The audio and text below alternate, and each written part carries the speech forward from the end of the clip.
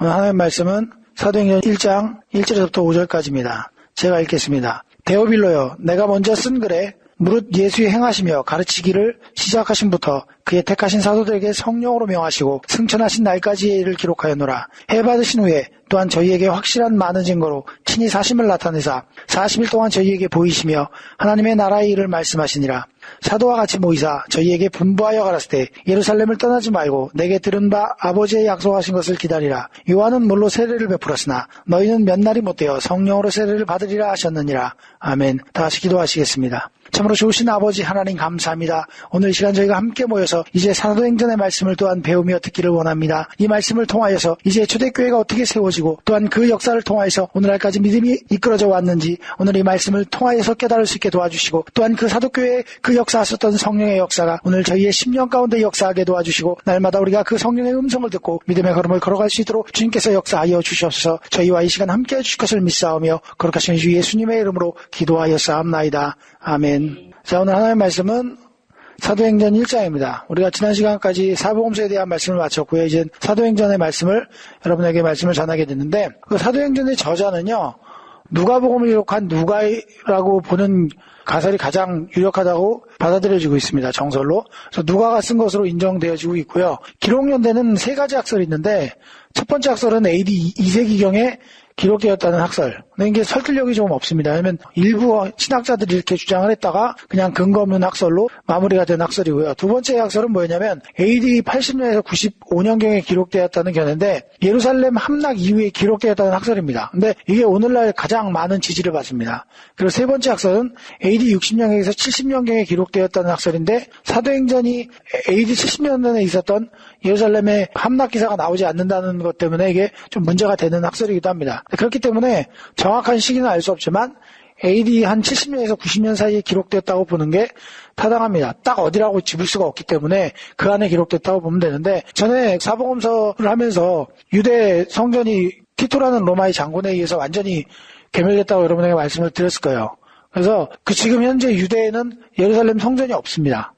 지금 예전에 예루살렘 성전 자리에 이슬람교도들이 세운 이슬람 사원이 있어요. 가끔 사진에서 내는데 보면 황금으로 된 원형으로 돼갖고 위에 첨탑 있고 해갖고 원형으로 된 황금 사원이 있죠. 그게 이슬람 교도들이 성전이 무너지고 난 다음에 세운 성전이에요. 그래서 그 성전터가 원래 3대 종교의 메카라고 불리는 아주 중심 성전이 되는 겁니다. 기독교의 성전이기도 하고 유대교의 성지이기도 하고 그리고 또 이슬람의 성지이기도 합니다. 동시에 한 장소가. 자, 왜 그러냐면 이슬람이 어디서부터 생긴 종교죠? 이슬람이? 기억들 하시나요? 마호메트를 통해서 처음 만들어졌지만 이 마호메트는 유대인이 아니라 팔레스타인 사람입니다. 이 팔레스타인은 누구서부터 시작됐냐면 이스마엘에게서부터 시작됩니다. 이스마엘의 아버지가 누구냐면 아브라함이에요. 그렇기 때문에 이 이슬람교들은 아브라함을 굉장히 쳐줍니다. 시조가 누구냐 하면 아브라함이에요. 반면에 유대교는 원래 아브라함 이전에 아담부터 시작하잖아요. 유대교는 그렇고 기독교는 또 마찬가지로 유대교 안에서도 아브라함과 이삭과 야곱이 굉장히 중요한 역할을 하고 있듯이 그렇기 때문에 이 관계가 연관관계가 서로 있게 되는 겁니다. 사도행전을 기록한 목적은요.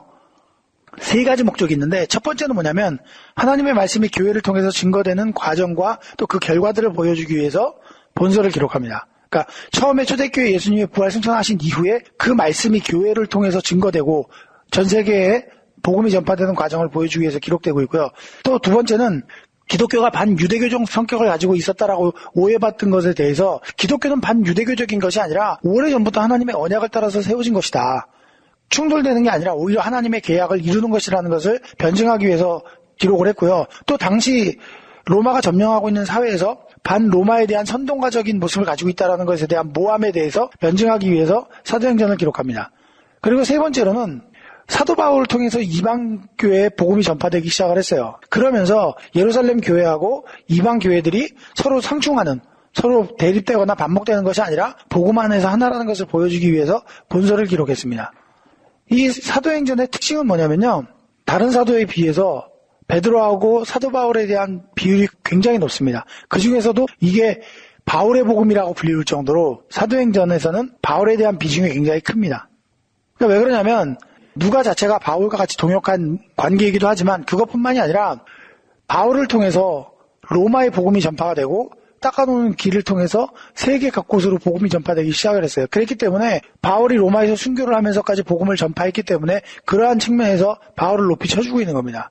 누가가. 그래서 다른 12사도 어떤 사도보다도 베드로와 바울에 대한 기록이 많다는 것을 여러분이 염두하시면 되겠고요. 내용을 보자면 첫 번째는 1장에서 12장까지는 교회의 탄생과 성장에 대해서 말씀을 하고 있고요.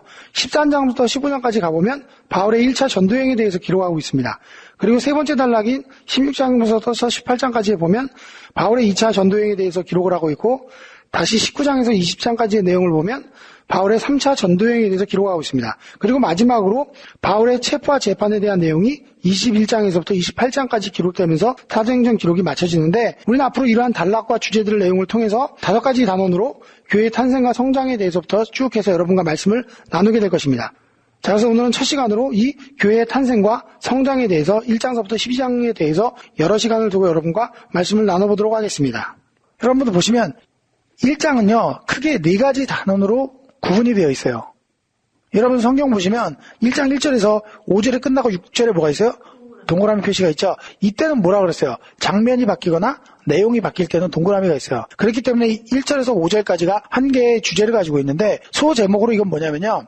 1절에서 5절까지는 예수님의 부활과 승천과 성령 강림에 대한 약속에 대해서 설명을 하고 있는 겁니다. 1장 전체는 교회의 탄생 배경에 대해서 설명을 하고 있는 건데 그러면서 1장 1절에서부터 5절까지는 예수님의 부활과 승천 그리고 성령 강림에 대한 약속 이것이 딱 1절에서부터 5절까지의 주제예요. 한번 읽어보시면 데오빌러여 내가 먼저 쓴 글에 무릇 예수의 행하시며 가르치기를 시작함으로부터 그의 택하신 사도들에게 성령으로 명하시고 승천하신 날까지 이를 기록하였느라. 이게 무슨 얘기냐면요. 데오빌로라는 사람이 나오죠. 누가복음으로 여러분 한번 가볼까요? 누가복음 1장에 가보면 여기에도 마찬가지로 데오빌로라는 사람이 나옵니다. 누가복음 1장에 보면 이렇게 나오죠. 우리 중에 이루어진 사실에 대하여 처음부터 말씀으로 목격자 되고 일꾼된 자들의 전하여준 그대로 내력을 조술하려고 붓을 든 사람이 많은지라. 그 모든 일의 근원부터 자세히 미루어 살핀 나도 데오빌로 각하에게 차려들여 써보내는 것이 좋은 줄 알았노니. 수신자가 누구예요? 데오빌로죠. 여기서도. 그리고 사도행전 1장에서도 시작이 데오빌로라고 얘기를 하고 있죠. 사도행전과 누가복음의 기록자는 한 사람이라는 얘기인 거죠. 그렇기 때문에 누가복음을 쓴 사람이 사도행전도 썼을 것이라는 추측을 가능하게 하는 겁니다. 자, 그런데 여기서는 누가복음에서 뭐라고 나와요? 데오빌로 누구라고 나와요? 각하라고 나오죠. 우리식으로 각하라고 썼는데 사실은 여기서 이 각하란 말은 어떤 높은 고관 대직에 사용되는 말인 거예요. 그렇기 때문에 로마의 한 그냥 고위층 관료였다라고 생각하시면 되겠습니다. 자, 어쨌든 이 사람이 개종을 했는지 개심을 했는지 모르겠는데 이 사람의 이름이 데오빌로라고 적혀있죠. 데오빌로는요 무슨 뜻이냐면 하나님의 사랑하시는 자 또는 하나님의 친구라는 뜻을 가지고 있어요. 그러니까 이걸로 봐서는 아마 이 사람이 개종을 했거나 적어도 믿음을 받아들인 걸로 보는 것이 타당합니다. 그렇기 때문에 누가 복음서를 이 사람에게 전해주고 또 사도행전의 이야기도 이 사람에게 기록해서 준 걸로 보여집니다.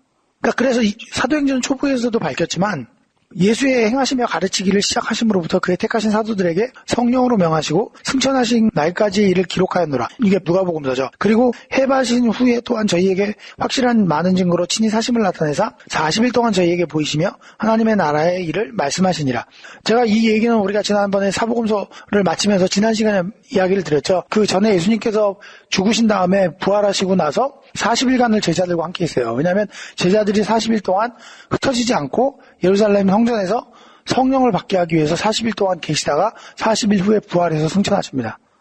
전에 사복음서의 사건이 거기로 마침을 줬고 그래서 오늘은 이 부활 승천하시고 난 다음에 부활 승천하시면서 제자들한테 성령을 기다려라. 오실 성령을 너희들이 기다리라고 명하셨어요. 그러니까 40일이라고 얘기하는 게 바로 그거예요. 40일 동안 친히 보이신 이유는 바로 제자들이 흩어지지 않고 성령을 받을 수 있도록 40일간 그들 곁에서 그들을 지키고 계셨던 거죠. 그리고 난 다음에요. 아직까지 사도행전 1장에는 사도들이 예수님이 부활 승천하신 이후에 성령을 아직 받은 상태예요? 안 받은 상태예요? 안 받은 상태죠. 주님이 부활하신 이후 14일 후에 성령이 임합니다. 그래서 사도들과 같이 모이사 저희에게 분부하여 가라을 때 예루살렘을 떠나지 말고 내게 들은 바 아버지의 약속을 기다리라고 얘기합니다. 왜 예수님은 제자들에게 예루살렘을 떠나지 말라라고 얘기를 하신 걸까요? 뭐 때문에 하필이면 뭐 딴 데 있으면 성령 못 받나요? 왜 예루살렘을 떠나지 말고 약속하신 것을 기다리라고 얘기했을까요? 예루살렘 성전은 굉장히 중요한 장소예요. 예루살렘 성전이 왜 중요하냐면 아브라함이 하나님의 명령에 의해서 모리아산에서 자기 아들을 드렸죠. 모리아산이 어딜까요? 모리아산이 바로 예루살렘 성전이에요. 사람들이 간혹 헷갈려 하는데 헤브론에 있는 다윗성하고는 다른 겁니다. 다윗성이 따로 있어요. 다윗성은 오늘날까지 있고요. 예루살렘 성전은 회파됐어요. AD 70년경에 로마의 장군 디토에 의해서 완전히 멸망이 되고 회파가 됐습니다. 지금 예루살렘 성전 제가 말씀드린 대로 없어요. 지금 유대 땅에 가보면 통곡의 벽 하나만 남아있고 예루살렘 성전 벽은 아예 없습니다. 성전도 없어졌고요. 나중에 이슬람 사람들이 거기 들어와갖고 이슬람이 거기다 성전을 세웁니다. 그게 지금 오늘날 이슬람 성전 자리예요. 그러니까 유대교 성전 자리이기도 하고 이슬람 성전 자리이기도 해요. 근데 지금은 뭐 부시고 질 수도 없는 거니까 그대로 남아있어요. 근데 유대인들은 지금도 아직 메시아가 왔다고 안 믿거든요. 유대교에서는. 메시아가 왔다고 안 믿기 때문에 메시아가 올 것을 대비해서 성전을 지으려고 돌덩이들을 다 준비해 놓고 있어요. 다시 지으려고. 그런데 이 예루살렘 성전은 바로 아브라함이 자기 아들 이삭을 드리려고 했던 모리아산이고 결국 이 예루살렘 성전이 설 곳에서 예수님에 대한 죽음이 예표가 됐고 또한 이곳에서 예수님은 우리의 구원을 이루셨기 때문에 결국 이 예루살렘 성전은 구원받게 될 모든 성들이 들어가게 될 하나님의 성전에 대한 예표인 거예요. 요한계시록에 가보면 하나님의 큰 성전 예루살렘 성에 내려온다라고 나오는 구절이 있는데 바로 그것이 그 하늘에 있는 성전에 대한 땅에 있는 예표로서 예루살렘 성전을 주셨던 겁니다. 결국 이곳을 통해서 하나님의 뜻과 하나님의 계획에 의해서 이루어질 장소였기 때문에 이곳을 떠나지 말라고 했고 바로 이 자리에서 또한 성령이 오실 거기 때문입니다. 그리고 그것을 통해서 인류의 모든 구원 계획이 실천되고 이루어질 장소이기 때문에 그곳을 떠나지 말라라고 말씀하신 겁니다. 아브라함이나 이삭이나 야곱은 예루살렘 성전이 세워지기 전에 1000년 전 사람이에요. 정확히 얘기하면 1000년이 조금 넘습니다. 자, 그런데 혹시 아브라함이나 이삭이나 야곱이 예루살렘 성전이 들어설 것을 알고 있었을까요? 성경을 한번 찾아보죠. 예루살렘 성전은 이만큼 중요한 곳이기 때문에 하나님의 오랜 계획 속에서 이루어진 성전인 거예요. 히브리서 11장에 가보시면 8절부터 10절까지 한번 읽어보실래요? 믿음으로 아브라함은 부르심을 받았을 때 순종해서 장래 기업으로 받을 땅에 나아갈새 갈 바를 알지 못하고 나아갔고 믿음으로 저가 외방에 있는 것 같이 약속하신 땅에 우구하여 가나안 땅에 우구하여 동일한 약속을 유업으로 함께 받은 이삭과 야곱으로 더불어 장막에 거하였으니 자 그들이 거기 그 땅에 거한 이유가 뭐였냐면 이는 하나님의 경영하시고 지으실 터가 있는 성을 바랐음이니라. 이 성은 뭘 가리키는 걸까요? 예루살렘 성전인 거죠. 아브라함은 예수님이 오기 전에 2000년 전 사람이고 성전을 지은 건 솔로몬이 지었어요. 솔로몬은 다윗 시대가 1000년 전쯤 돼요. 예수님 시대에. 그러니까 따지면 아브라함 때부터는 다시 1000년인 거죠. 1000년하고도 좀 더 지날 거예요. 근데 이때 성전이 세워졌어요.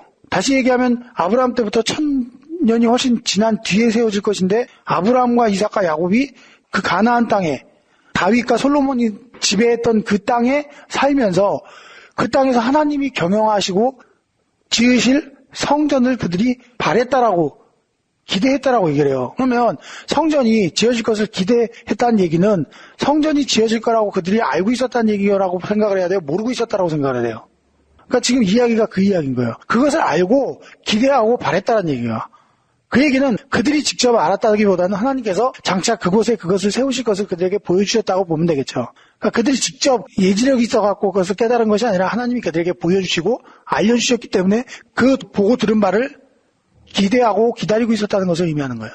이해가 가나요? 그렇기 때문에 아브라함은 눈으로 보았든 그가 환상으로 보았든 예루살렘 성전이 세워질 것을 그들은 기다리고 있었던 것이고 여기서 이야기하고자 하는 바는 이 예루살렘 성전이 세워진 게 그냥 세워진 게 아니고 오래전부터 하나님의 계획과 섭리에 의해서 세워지기로 작정되었다는 거예요.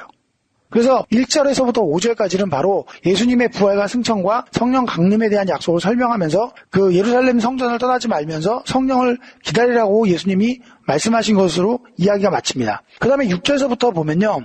저희가 모였을 때 예수께서 묻자와 가로되 주께서 이스라엘 나라를 회복하심이 이때니까 하니 가라사대 때와 기와는 아버지께서 자기의 권한에 두셨으니 너희의 알 바가 아니요 오직 성령이 너희에게 임하시면 너희가 권능을 받고 예루살렘과 온 유대와 사마리아와 땅끝까지 이르러 내 증인이 되리라 하시니라. 이 말씀을 마치시고 저희를 보는 데서 올리어 가시니 구름이 저를 가리워 보이지 않게 하더라. 올라가실 때에 제자들이 자세히 하늘을 쳐다보고 있는데 흰옷 입은 두 사람이 저희 곁에 서서 가로되 갈릴리 사람들아 어찌하여 서서 하늘을 쳐다보느냐. 너희가 가운데서 하늘로 올리우신 이 예수는 하늘로 가심을 본 그대로 오시리라 하였느니라. 자, 여기까지 내용인데 이 내용은 주님의 승천에 대한 이야기를 담고 있는 거죠. 주님이 승천을 하셨는데 6절에 보면 저희가 모였을 때 예수께 묻자 그러되 주께서 이스라엘 나라를 회복하심 이때니까 하니 이게 무슨 얘기냐면요. 자, 오늘날 우리가 메시아를 기다리는 건 뭐예요? 우리의 영혼을 구해줄 메시아를 기다렸지만 당시 그 사도들과 이스라엘 백성들을 기다렸던 메시아는 당시는 로마에 의해서 압제당한 상황이었어요. 그러니까 우리가 일제에 압제당했던 것처럼 로마에 압제당한 상황이었기 때문에 메시아가 오면 자기를 다스리고 자기를 통치하던 로마의 압제에서 구속된 것을 해방시켜줄 메시아를 기다리고 있었던 겁니다. 그러니까 제자들이 지금 묻는 것은 제자들이 모였을 때 이스라엘 나라를 회복하심이 이때니까 우리나라를 독립시켜줄게 이때입니까? 라고 물은 거예요. 그러니까 결국 이것은 영적인 질문도 아니고 인간적으로 질문을 던진 거예요. 그랬더니 예수님이 인간적인 질문을 던지니까 뭐라 그래요? 가라사대 때와 기와는 아버지께서 자기의 권한에 주셨으니 너희 알 바가 아니오. 너희는 지금 일에 신경 쓸 필요 없고 오직 너희 할 일은 너희가 성령을 통해서 권능을 받고 예루살렘과 온 유대와 사마리아 땅끝까지 이르러 내 증인이 되리라 하시리라 하시고 그리고 나서 이 말씀을 마치시고 저희 보는 데서 올라가시니 구름이 저를 가리워 보이지 않게 그러면서 승천을 하신 거죠. 이게 우리의 지상 대명이죠. 모두에게 주어진. 그래서 목사나 평신도나 할 것 없이 복음을 전해야 될 의무가 바로 여기서부터 주어지는 겁니다. 성령을 받은 자라면 또 구원받은 자라면 예수님이 증인이 돼야 되는 것은 필연적인 의무인 것이죠. 주님의 승천에 대한 기록이 6절서부터 12절까지 기록되어 있고요. 12절서부터 14절까지의 내용을 보시면 여기서는 뭐냐면 이제 제자들이 약속을 믿고 성령을 기다리기 시작합니다.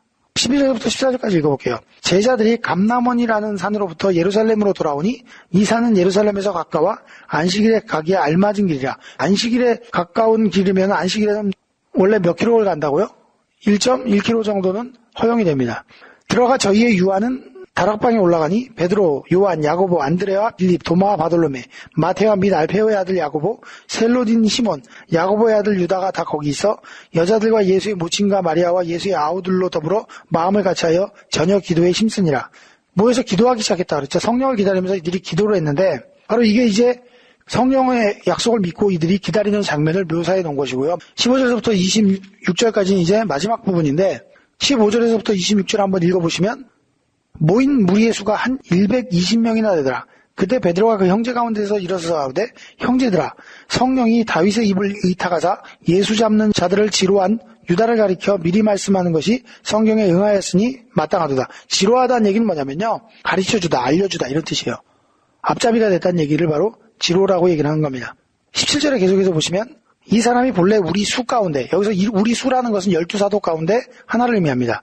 12사도 가운데 하나로서 참여하여 이 직무의 한 부분을 맡았던 자라. 이 사람이 불의의 싹으로 밭을 사고 후에 몸이 곤두박질하여 배가 터져 창자가 다 흘러나온지라. 이 일이 예루살렘에 사는 모든 사람에게 알게 되어 본 방언에 그 밭을 이르되 아겔다마라 하니 이는 피밭이라는 뜻이라. 시편에 기록하였을 때 그의 거처로 황폐하게 하시며 거기 거하는 자가 없게 하소서 하였고 또 일렀을 때 그 직분을 타인이 취하게 하소서 하였도다. 이러므로 요한의 세례로부터 우리 가운데 올리어 가신 날까지 주 예수께서 우리 가운데 출입하실 때 항상 우리와 함께 다니던 사람 중 하나로 세워 우리로 더불어 예수의 부활하심을 증거할 사람이 되게 하여야 하리라 하거늘 저희가 두 사람을 천하니 하나는 바사바라고도 하고 별명은 유스도라고 하는 요셉이요 하나는 마띠아라. 저희가 기도하여 가로되 무사람의 마음을 아시는 주여 이 두 사람 중에 누가 주의 택하신 바 되어 봉사 및 사도의 직무를 대신할 자를 보이시옵소서. 유다는 이를 버리옵고 제 곳으로 갔나이다 하고 제비를 뽑아 마띠아를 얻으니 저가 11사도의 수에 가입하니라. 여기에 지금 나와 있는 마지막 15절에서부터 26절까지의 내용은 뭐냐면요. 거기 보시면 유다가 예수님을 팔아먹고 난 다음에 자살하죠. 자기 목 매달아갖고 죽어갖고 자살합니다. 그러고 나서 그 무게 때문에 떨어졌는데 그 밑에 그 아마 딛고 올라갈 만한 돌을 내놓고 아마 올라갔겠죠. 돌을 받고 올라갔다가 끈이 끊어지면서 죽고 난 뒤에 창자가 터져서 피가 흘러나옵니다. 그래서 그 산밭이 피밭이라고 불려지기 시작을 했어요. 그 계기로 돼서 11사도가 됐기 때문에 12사도를 채우기 위해서 한 명의 사도를 더 뽑습니다. 이 12이라는 숫자는 굉장히 중요해요. 야곱의 12아들이 민족을 형성한 게 12지파고 신약에 와서는 이 12제자가 예수님의 사도가 돼서 예수님의 복음을 전하는 사도로서의 일들을 감당했어요. 그래서 12는요, 성경에서 어떤 의미 가지고 있냐면 완전이라는 의미를 갖고 있어요. 12, 완전수. 성경에는요, 완전수가 여러 개가 있거든요. 첫 번째는 3이 완전수예요. 3은 성부, 성자, 성령의 합이기 때문에 3이 완전수고요. 그 다음에 또 완전수는 7. 7이 완전수인 의미는 하나님이 7일 동안 천지를 창조하시되 완전하게 창조하셨기 때문에 7이 완전수가 됩니다. 그리고 또 9가 완전수예요. 9가 왜 완전수일까요? 3의 3배수이기 때문에 완전수가 돼요. 10도 완전수예요. 9이 아닌 10을 또 완전수로 보고요. 12지파도 완전수에 속하는 겁니다. 12. 이 의미들이 전부 다 완전이라는 의미를 갖고 있어요. 유대에서는요, 어떤 공식적인 모임이 되기 위해서는 10명 이상, 12이 돼야 돼요. 그래야지 공식 공회로 선포가 돼요. 이해가시나요? 그렇기 때문에 지금 12제자를 숫자를 채우기 위해서 베드로가 이야기를 하고 있는 겁니다. 그런데 이제 12지파를 세우기 위해서 얘기를 하는데 그러면서 가룟 유다를 얘기하면서 이야기하죠. 유다를 가리켜 미리 말씀하신 성경이 응하였더니 마땅하도다. 유다에 대한 예언이 있었다라고 얘기를 하는 거죠. 그러면서 얘기를 하기를 이 사람이 본래 우리 수 가운데 참여하여 이 직무의 한 부분을 맡았던 자라 이야기를 하면서 20절에 가보면 시편에 기록하였을 때 그의 거처로 황폐하게 하시며 거기 거하는 자가 없게 하소서. 자, 이게 이제 다윗이 시편에 남겨놓은 건데 가룟 유다에 대한 예언이었다라고 보는 겁니다.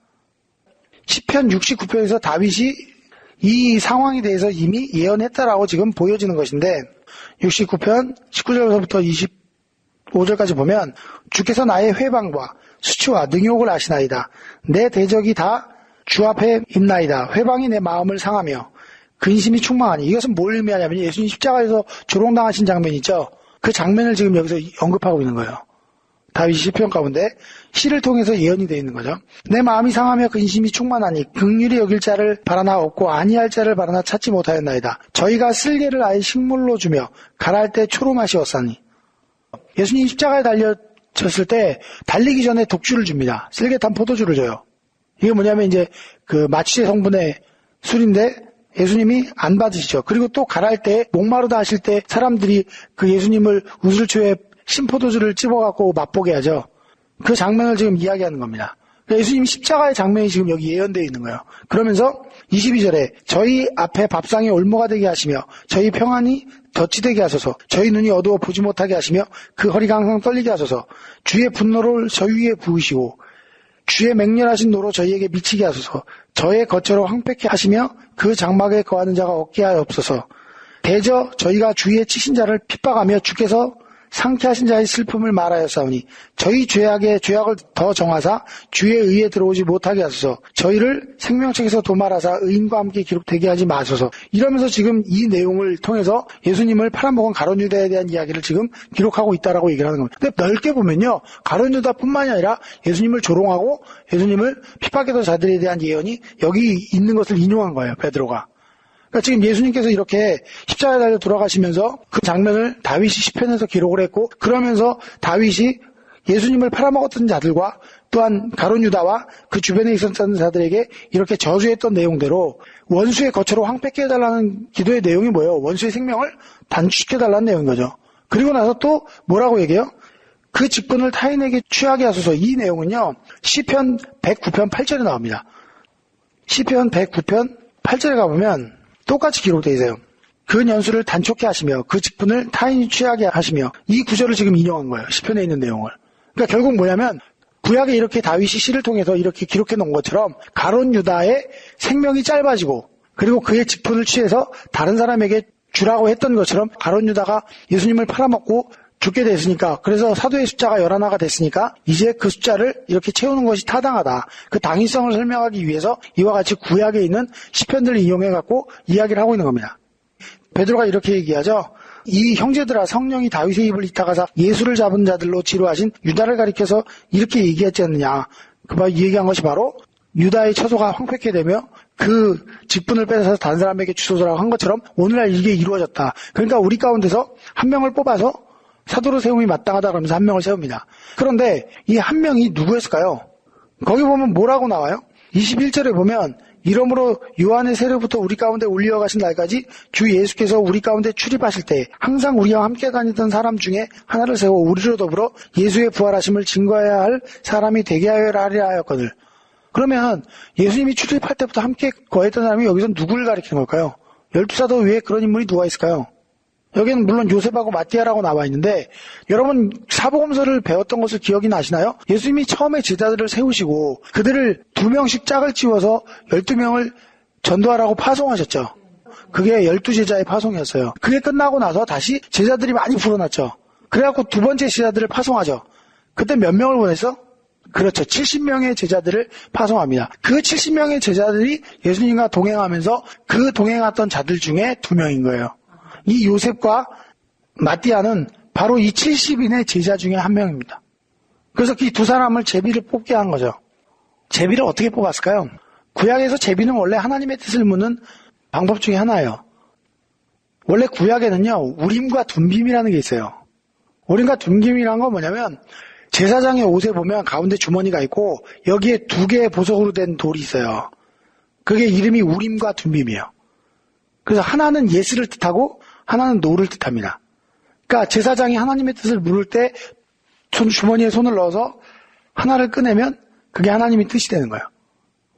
무슨 일을 하는 데 있어서 하나님 이게 가합니까 불가합니까 물었을 때 기도한 후에 꺼냅니다. 불가라고 써 있으면 그 일은 불가한 일이고 가라고 써 있으면 그 일은 가능한 일이에요. 사도시대 때 지금 제비를 뽑을 때는 똑같은 크기의 돌에다가 각자 이름을 써놓습니다. 그리고 그걸 항아리에다 넣어요. 그러나서 손을 집어넣고 그 중에 둘 중에 하나를 뽑습니다. 그런 식으로 제비를 뽑았어요. 이렇게 해서 뽑은 게 마띠아죠. 그런데 이 제비 뽑기의 방법은 구약시대에서는 대표적으로 하나님의 뜻을 묻는 방법이었지만 오순절 강림 사건 이후에는 성령이 오신 이후에는 제비 뽑기 안 합니다. 왜 안 해요? 성령께서 우리 심령 가운데서 말씀하시니까 제비 뽑기 안 하는 거예요. 이렇게 함으로써 사도행전 1장에서는 바로 교회가 탄생되는 배경, 주님이 부활승천하신 이후에 다락방에서 모여서 성령을 받기를 기다리기 시작하면서 성령이 임하면서 이제 초대교회가 시작되기 시작하는 겁니다. 이제 배경에 대해서 설명을 하고 있는 거죠. 아직은 오순절이 아직 오질 않았어요. 제가 전에 말씀드렸죠. 예수님이 부활 승천하신 이후에 14일이 지나면 바로 그때가 오순절이 시작되고 그때가 성령이 임하는 시기이기 때문에 아직은 성령이 임하지 않았고 지금 베드로가 기도하면서 12사도를 채운 것까지가 오늘 1장의 내용입니다. 그래서 오늘은요, 개요와 함께 여기까지 말씀을 드리겠고 다음 주에는 사도행전 2장, 3장, 4장까지 아마 말씀을 나누게 될 거예요.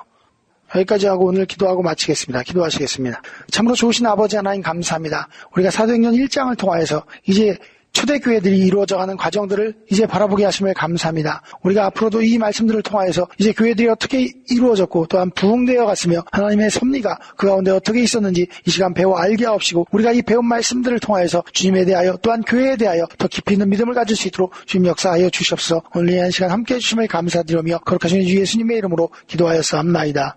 아멘. 구독, 좋아요, 알림 설정 해주세요. Subscribe, like, set notifications.